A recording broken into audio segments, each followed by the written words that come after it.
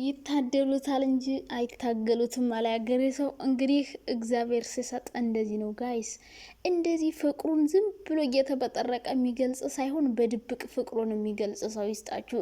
ብሩኬ ማለት ነው ለሀይሚ ከመናገር ይልቅ ቪዲዮ መጨረሻ ላይ ሁለተኛ እናት ስለሰጠኝ አመሰግናለሁ፣ የኔ እናት አፈቅርሻለሁ። እረ ግፍ ነው ብሩኬ፣ እረ ግፍ ነው በእውነት እንዴ።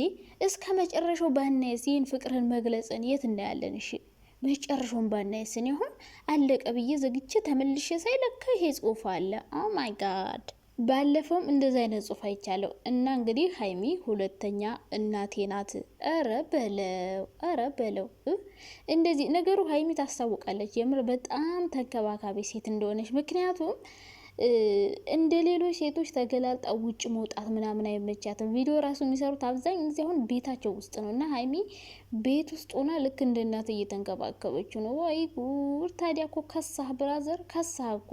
የተንከባከበችው እኮ አላስመሰልከውም አንተ እኮ በቃ እንደው ስራ ያበዛችበት ሁሉ ነው የሚመስለው። እንዲህ ስራ ያበዛችበት ነው እኮ የሚመስለው። እውነቴን ነው የምላችሁ። እና ስራ ደግሞ ታውቃላችሁ ምንም ስራ የለም። ስፖርት እየሰራ ነው የከሰው እና ሀይሚ ያከሳችሁ እንዳይመስላችሁ። እዚህ ጋር እንግዲህ በጣም እየተንከባከበችው እንደሆነ ማወቅ አለባችሁ ማለት ነው። በጣም እየተንከባከበችው ነው። እና ደግሞ ብዙ ሰዎች የሀይሚ ጸጉር ነገር በጣም እያሳሰባችሁ ነው። ሀይሚ ለምንድነው ጸጉርሽን የማትሰሩ? ጩኸታችሁ በጣም እየጨመረ ነው። በነገራችን ላይ ሀይሚ ማለት ነው ምንም አርቲስት አታረግ ነው የምታምረው። በቃ ላይ ባለ ሂውማን ሄር ስታረግ ምናምን አያምርባትም።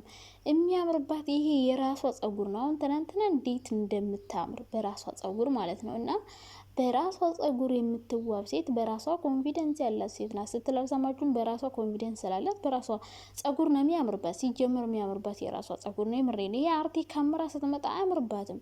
የሚያምርባት ይሄ ብቻ ነው። ባለፈው አሁን ለየማ ተሰርታ ነበረ፣ ግን የዛሬው ነው የሚያምረው። እንደውም የትናንት ነው የሚያምረው። ከዛ እና ደግሞ ማተሰራው ብሩኬ ወይ ቤት ውስጥ አሁን ብዙዎቻችሁ እያሰባችሁ ያላችሁት ሀይሚ ቤት ውስጥ ብሩኬ እንደ ሰራተኛ እያደረጋት ነው።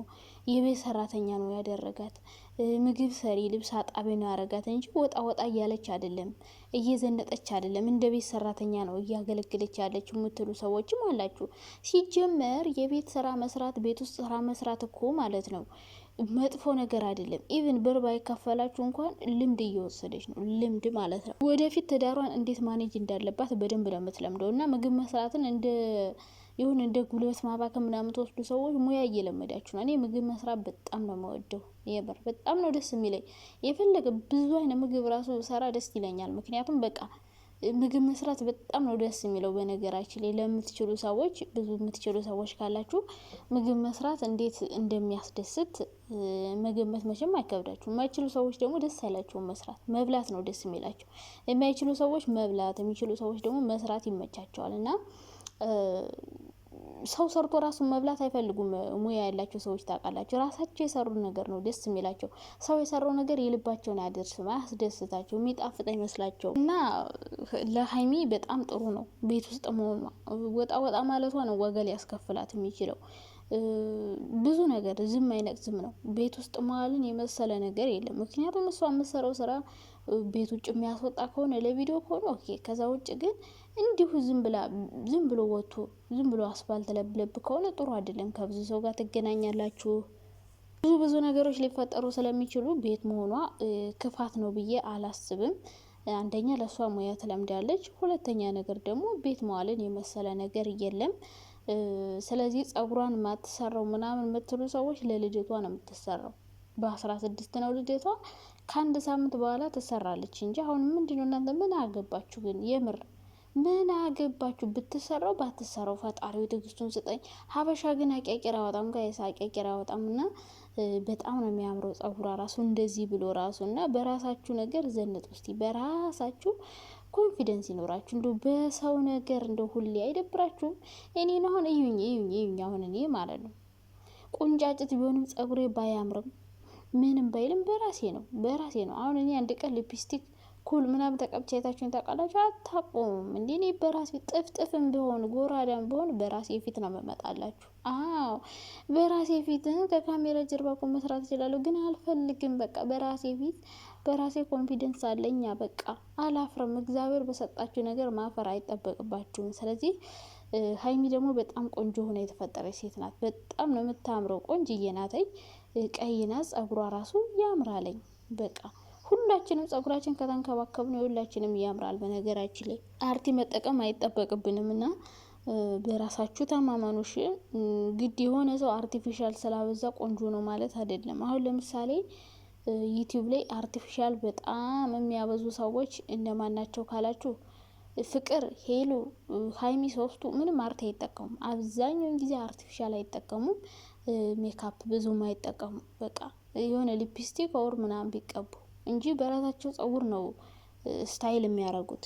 አርቲፊሻል የሚያበዙ ሶሻል ሚዲያ ላይ አንደኛ ማናት ብትሉ ሄርሜላ የአብርሽ ጋር የምትሰራው እሱ አንድ ቀን በራሷ ጸጉር አታዩትም። አንድ ቀን ሁሉ ፊቷ እንዳለ አሜድ ነው። ሁሌ ሊፕስቲክ ነው። ሁሌ አመር የምትቀበው፣ ሁሌ ሜካፕ።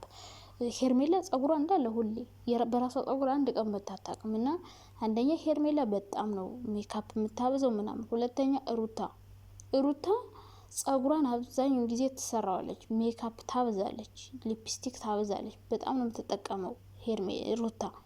በተለይ ሊፕስቲክ ምናምን በጣም ነው የምትጠቀመው። ፊቷን ሜካፕ ትሰራለች። ሌላ ደግሞ ጽጌ በጣም ነው የምትጠቀመው። ዩቲዩብ ላይ ካሉ ሴቶች ነው የምላችሁ። ጽጌ በጣም ባይሆንም ብቻ ሜካፕ አርቲ ነገሮችን በጣም ታበዛለች። ብቻ ብዙ አሉ የሚጠቀሙ፣ ግን ሀይሚ አብዛኛውን ጊዜ ተጠቃሚ አይደለችም።